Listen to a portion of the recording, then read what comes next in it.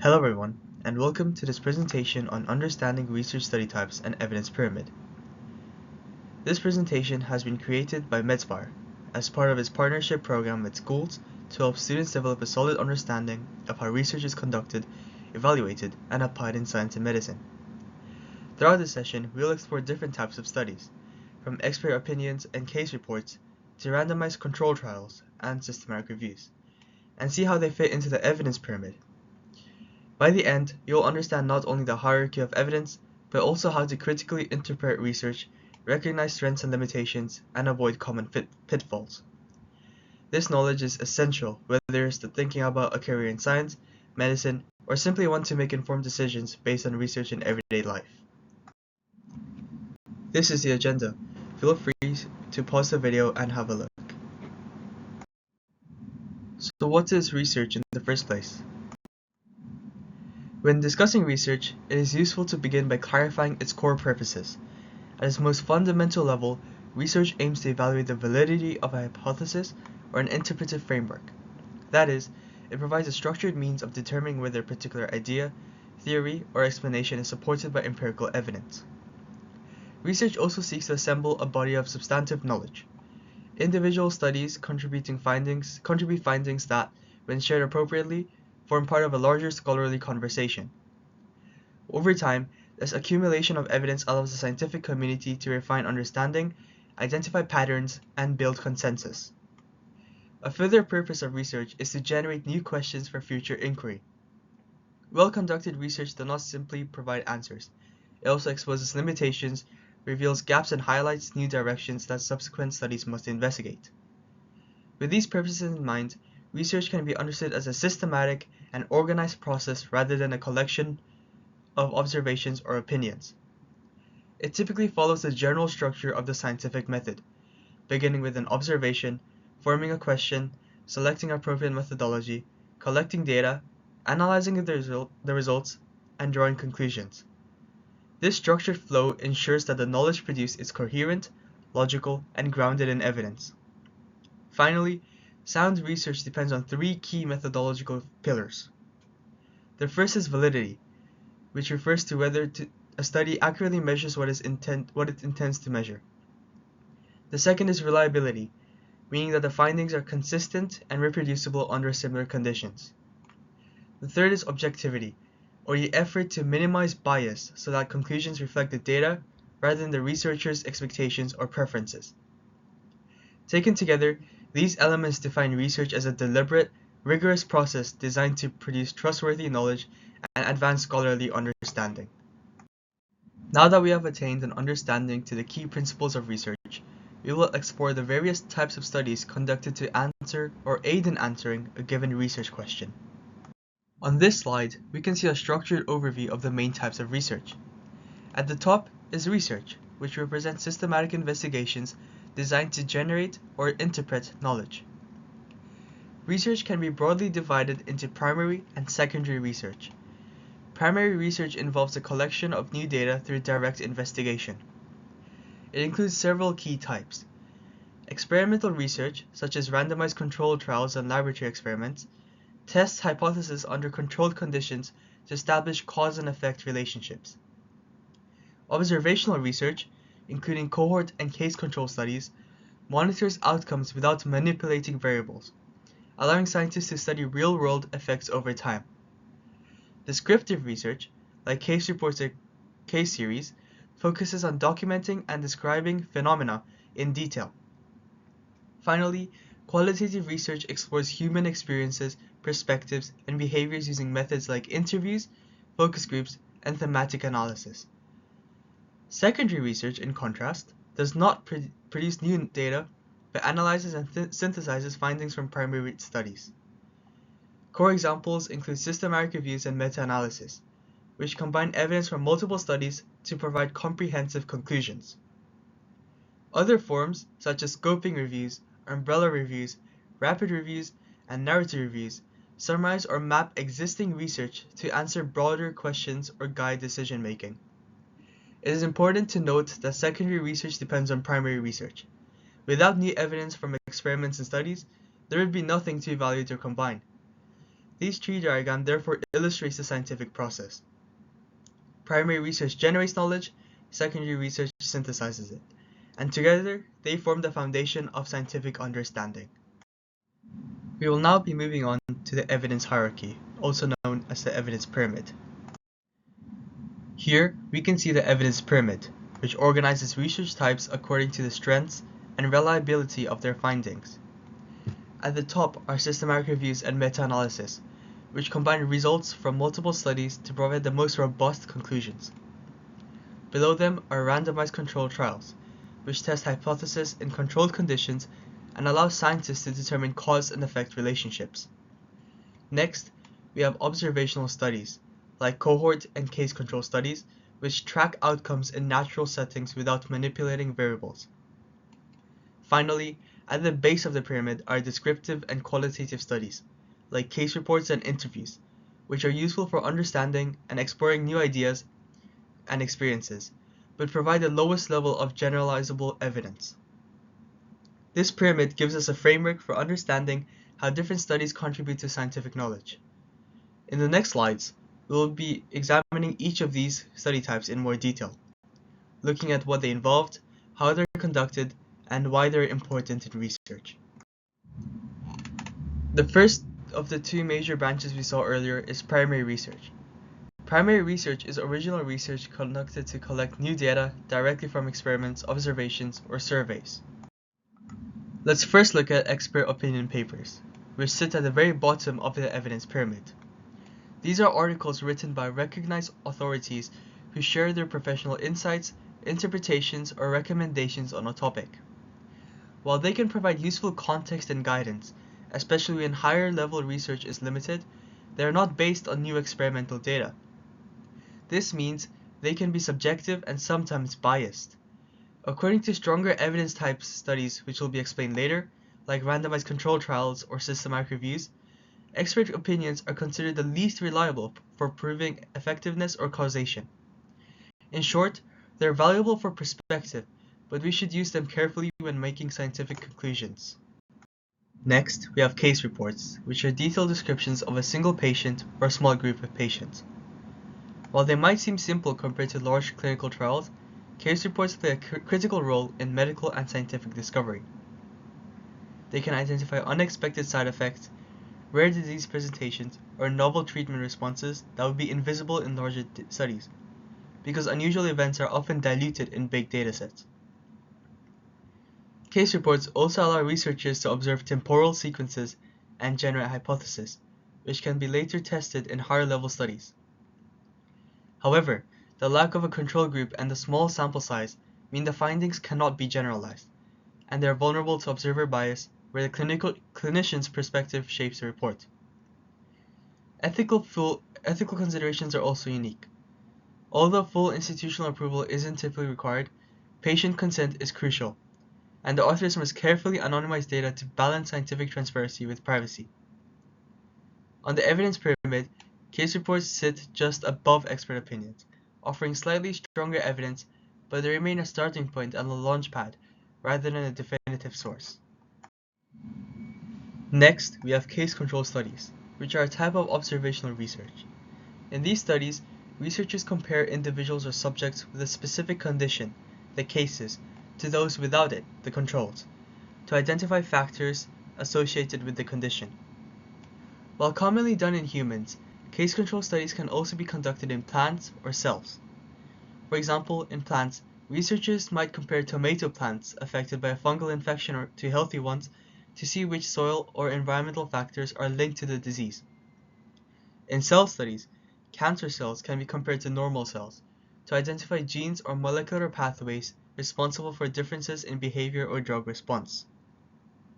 Case control studies are particularly useful for studying rare conditions, but they cannot prove causation, only associations, and can be affected by biases such as inaccurate recall. On the evidence pyramid, case control studies sit above case reports, providing moderate level evidence for exploring potential risk factors.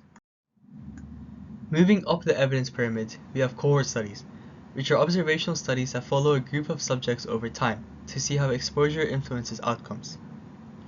Unlike case control studies, Cohort studies allow researchers to observe temporal relationships, meaning we can see whether an exposure actually precedes an outcome, a critical factor in understanding risk. They can be prospective, tracking participants forward in time, or retrospective, analyzing existing records. While cohort studies are commonly done in humans, they're also highly useful in plants or cell models. For example, following crops under different fertilizers over a growing season to see which conditions optimize growth, or tracking cell cultures under different treatments to monitor resistance or differentiation over time. One of the strengths of cohort studies is that they allow us to study multiple outcomes from a single exposure, providing rich and detailed datasets. However, they are resource intensive, and loss to follow-up or confounding variables can affect the results. Ethically, they require careful consideration because subjects are monitored over time, and consent and data privacy must be maintained. Overall, cohort studies sit above case control studies on the evidence pyramid, offering stronger observational evidence, but they still rely on careful study design and interpretation rather than controlled experimental testing. Next, we move to randomized controlled trials, or RCTs, which are considered the gold standard of experimental research. In an RCT, participants are randomly assigned to either an intervention group or a control group, which helps reduce selection bias and ensures that differences in outcomes can be attributed to the intervention itself. Often, studies use blinding, where either participants, researchers, or both don't know who is in which group, to minimize further bias. The power of RCTs lies in their ability to establish causation rather than just correlation, which makes them far more reliable than observational studies. While most examples are in humans, the same principles can be applied in plants or cell cultures. For instance, crops could be randomly assigned different fertilizers to see which promotes growth, or cell cultures which could be split into treatment and control groups to test drug efficacy under controlled conditions. However, RCTs are resource intensive, require careful ethical consideration, and are not always feasible, especially if withholding a potential life-saving treatment would be unethical. On the evidence pyramid, RCTs sit near the top, just below systematic reviews and meta-analysis, reflecting their strength in providing robust causal evidence. The second of their major branches was secondary research. Simply put, secondary research is research that analyzes, interprets, or synthesizes existing data collected by other researchers.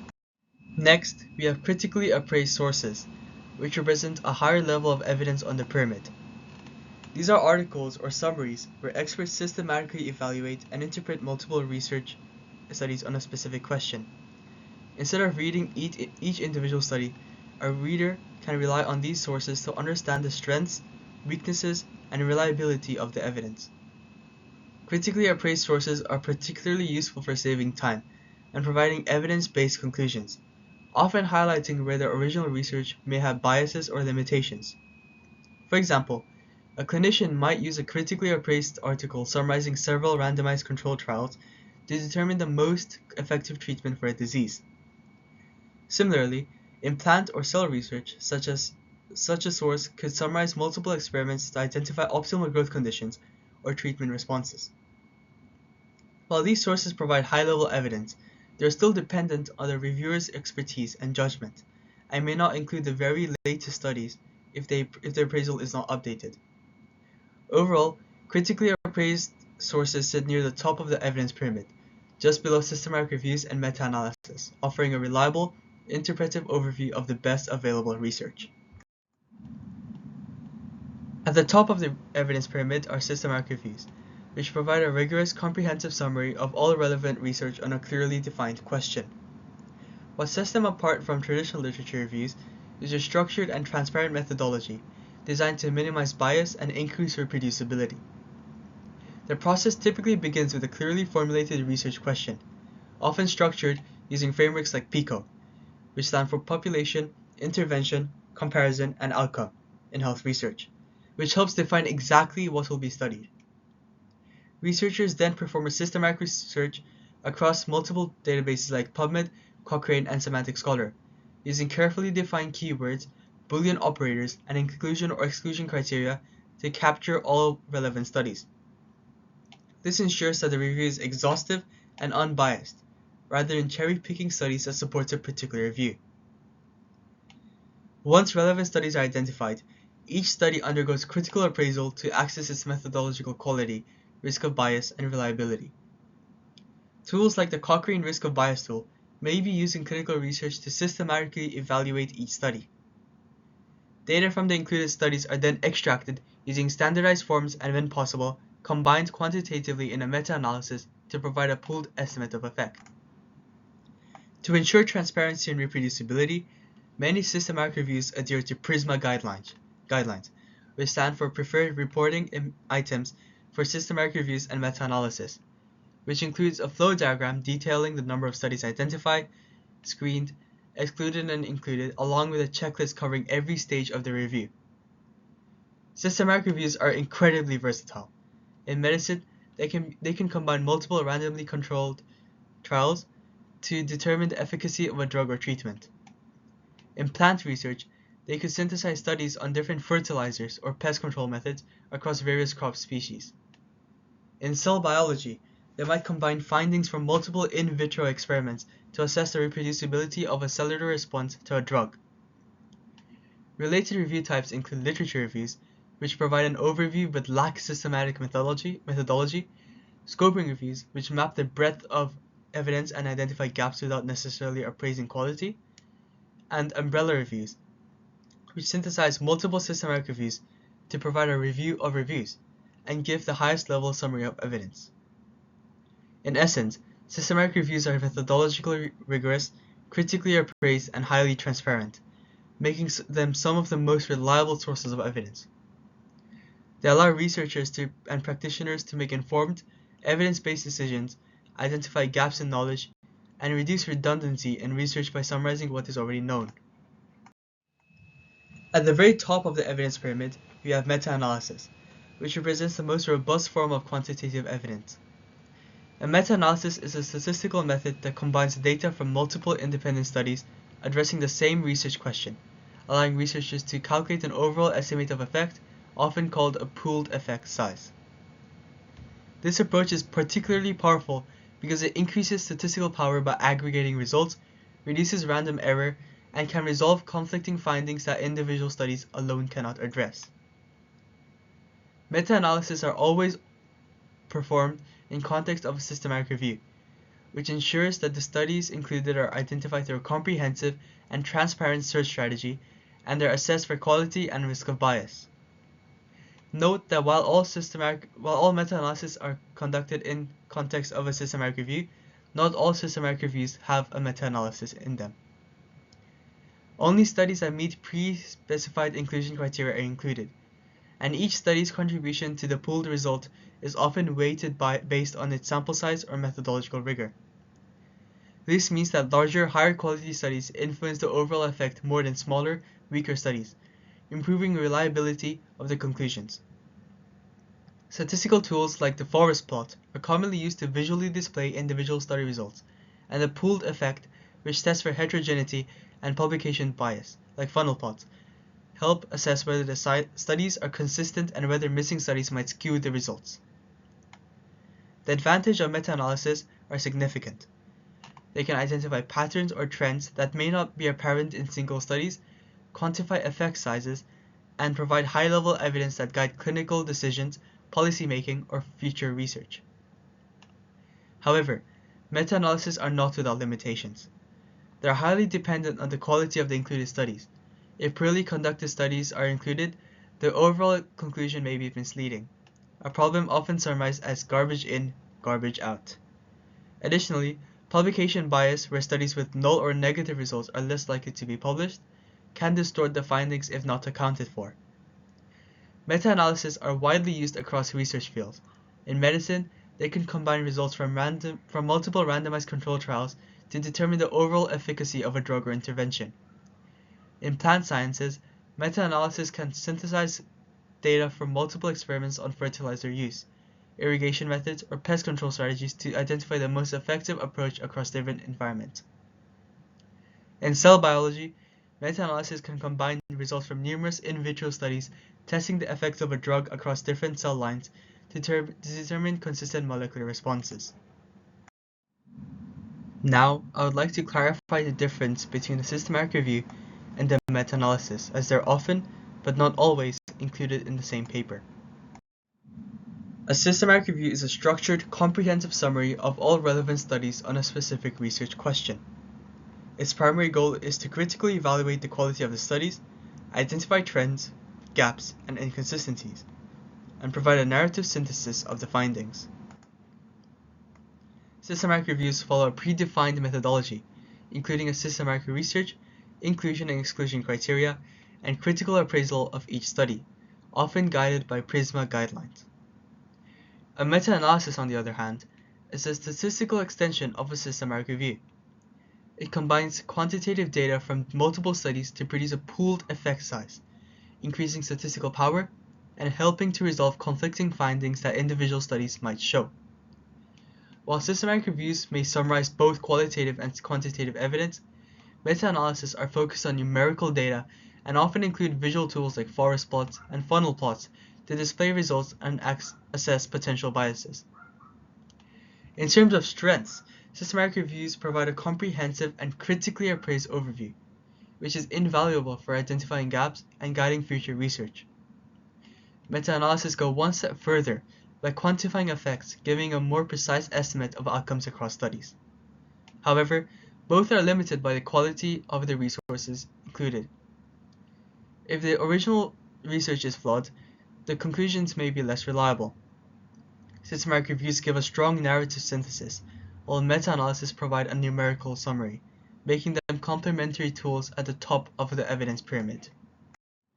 While conducting research, even experienced scientists can encounter pitfalls, but for new researchers, certain fundamental mistakes are particularly common and important to avoid. First, having an unclear research question is a major issue. Without a focused question, a study can lack direction, leading to vague objectives and inconclusive results. Second, choosing an inappropriate study design is another critical mistake. The methods must align with the research question, or the results may not be valid or interpretable. Ethical considerations are also often overlooked by beginners. Consent, privacy, and animal welfare must always be prioritized. Neglecting these can compromise the integrity of the research and can lead to future and further consequences. An insufficient literature review is another trap. Failing to review existing studies can result in duplication, missed context, or misinterpretation of your own findings. Similarly, ignoring bias or confounding factors can undermine the validity of the results. For example, selection bias or uncontrolled variables can drastically skew conclusions if not accounted for. Another key mistake is overgeneralizing results. Drawing conclusions beyond the study population or conditions can mislead other researchers or decision makers. Finally, poor data management and analysis, including inconsistent recording, using inappropriate statistical methods, or misinterpreting results, can turn even carefully collected data into unreliable evidence. Being aware of these pitfalls and actively addressing them is fundamental to conducting rigorous, reliable research. By carefully defining questions, choosing the right study design, considering ethics, reviewing literature thoroughly, accounting for bias, managing data properly, and interpreting results appropriately, new research can set a strong foundation for high-quality, trustworthy science. In summary, the evidence pyramid is a roadmap for understanding research quality and reliability. Lower-level studies like expert opinions and case reports can generate ideas, while observational studies identify associations and randomized control studies or trials test causation. At the top, systematic reviews and meta-analysis synthesize multiple studies to provide the strongest evidence. The key is to choose the right study type for the question, critically appraise evidence, and avoid common research pitfalls. By doing so, researchers can produce rigorous, ethical, and meaningful science that truly advances knowledge across any field. Thank you for watching, and I hope you enjoy your research journey.